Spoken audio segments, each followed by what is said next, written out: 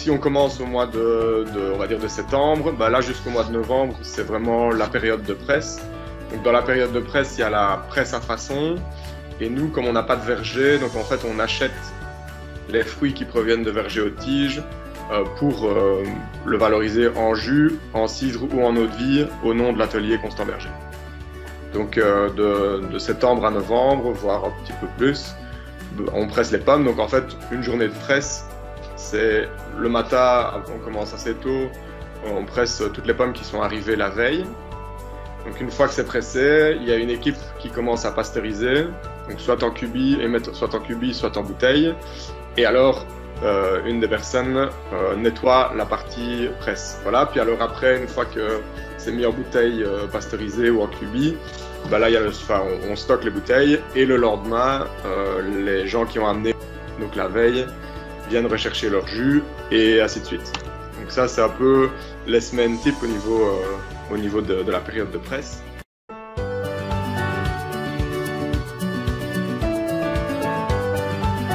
Dans la presse, une fois que les pulpes passent dans la presse, le jus tombe dans un bac récupérateur. Il y a juste une filtration mécanique pour éviter qu'il y ait des morceaux en fait, de pommes qui repassent, mais il n'y a rien d'autre. Une fois que le jus est pressé, il reste nature. Et après, on l'envoie en pasteurisation. Donc, il est pasteurisé à 85 degrés pendant 1 minute et 82 pendant 1 minute.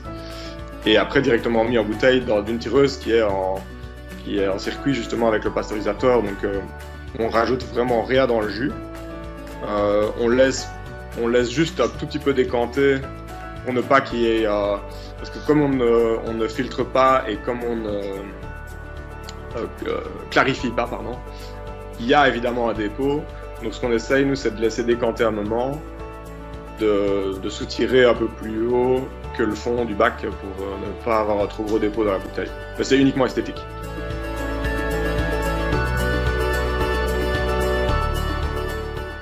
Une fois que le temps commence un peu à se rafraîchir, on commence à mettre le cidre en fermentation, on presse, on met en cuve directement, donc sans pasteuriser justement pour garder vraiment toutes les levures indigènes qui sont déjà présentes sur le fruit. Et alors après, donc, comme c'est quand même des gros volumes, il faut un petit peu de temps pour que ça démarre en fermentation. Mais voilà, on le met en cuve, on met un barboteur et on n'y touche pas en fait. On vérifie que le pH est en dessous de 4 et que la température est pas trop haute, pardon, et on laisse aller, quoi. Donc ce sont des cuves à chapeau flottant. Donc c'est un couvercle avec une gaine gonflable pour qu'il n'y ait pas d'air qui passe. Et donc en fait, on peut régler en fait la hauteur pour ne pas avoir vraiment limité l'air entre le jus et le couvercle. Et donc on met le jus en fermentation sans ajouter de levure. Et après, bah, nous ici, c'était après une semaine et demie, il a commencé déjà à fermenter. En gros, le cidre, donc, comme je l'ai dit tout à l'heure, c'est vraiment une question de patience. Donc, on met le cidre en fermentation. Une fois qu'il commence à fermenter, on le soutire une première fois pour ralentir justement la fermentation. Donc, en le soutirant, on enlève les lis et le chapeau. Et là, donc, on enlève une partie des levures et des matières azotées qui permettent de prolonger la fermentation, enfin en tout cas de continuer la fermentation. Donc, ça la calme un peu pour essayer densité, en fait, une masse volumique souhaitée. Donc, ça dépend de si on veut un cidre brut, demi-sec ou doux. Et alors, une fois qu'on arrive à cette densité-là, on peut mettre le cidre en bouteille. Et là, il y a une prise de mousse qui se fait en bouteille pendant encore quelques mois.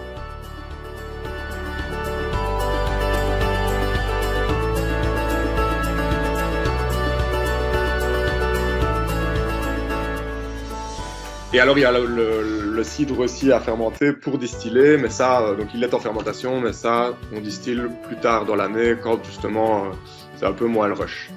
Après, on va dire janvier-février, bah là, Léandre, qui est lui maître distillateur, bah, commence à distiller tout ce qu'on a mis en fermentation à partir du mois de juin, donc en fait, de juillet par contre, donc des prunes, puis alors les pommes, et puis les coings. Donc des poires de coin.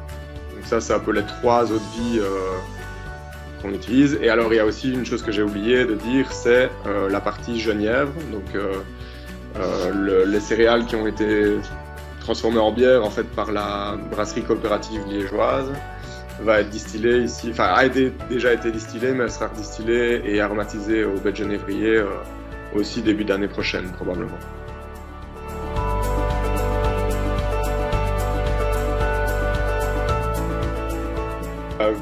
Avec le confinement du début d'année, on a pris le temps de travailler sur des jus différents. Donc on a travaillé sur du jus de pomme ortie, du jus de pomme betterave, pomme cassis et pomme cerise. Enfin, voilà. Donc ça, c'est un peu les jus sur lesquels on a eu le temps de travailler justement pendant le confinement.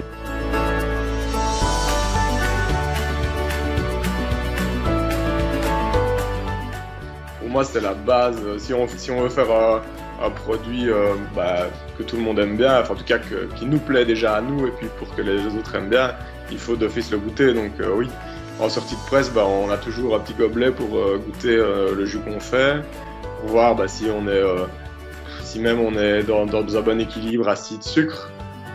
Pour le jus, c'est assez important, pour voir si les arômes sont là, même pour le cidre.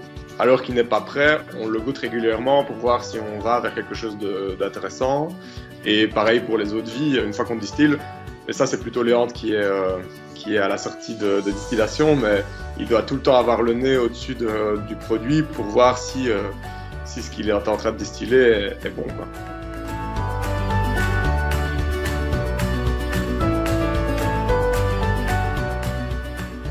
Mais c'est vrai que moi j'imaginais plus quelque chose un peu trop peut-être répétitif à ma sortie de secondaire. Donc quelque chose qui revient, voilà, on doit tout le temps en fait faire la même chose. Mais je crois que maintenant que je suis dedans, quand on prend le projet à cœur, en fait, il y a tout le temps plein de choses à faire et à imaginer. Donc, et même alors que je ne suis pas chef, je vais dire, de l'entreprise, j'ai la liberté de pouvoir donner mon avis, poser des questions et aussi amener des choses. Donc, je trouve que peut-être par rapport à ma vision de sortie de secondaire, c'est quelque chose c'est un boulot de beaucoup plus de liberté et de possibilités que ce que j'imaginais.